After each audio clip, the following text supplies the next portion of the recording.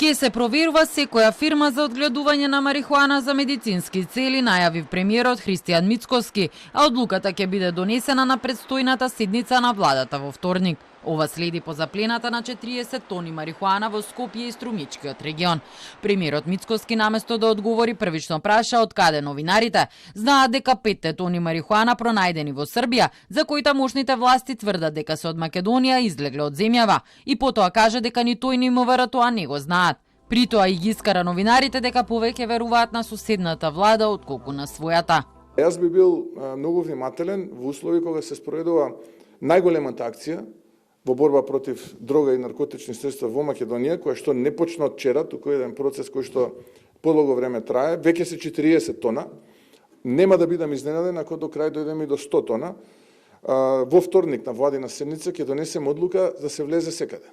Сепак по апсењето на Иван Драгник, кој е српски државјанин и ко-собственик на скопската фирма Алфа Фарм, полицијата влезе во нивниот објект во кругот на фабриката Охис и заплени речиси 10 тони марихуана. Во Алфа Фарм и во струмичките фирми беа констатирани низа неправилности при работењето и голема неусогласеност во однос на количините кои ги поседуваат, произведуваат, набавуваат и отуѓуваат.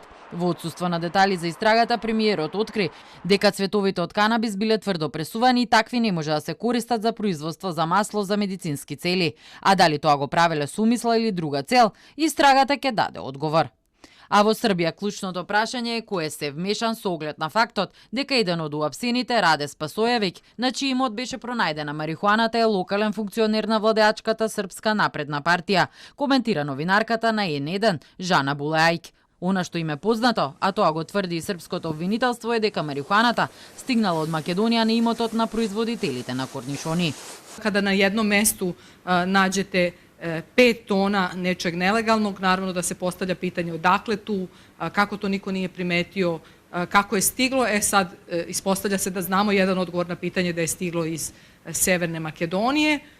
Naravno i za nas medije u Srbiji je nekako bitno da dobijemo mnogo tih odgovora na pitanje. Doduše, što se tiče tih zvaničnih informacija, malo toga znamo, kako je prešlo granicu, kako to niko nije primetio i naravno ko stoji iza toga.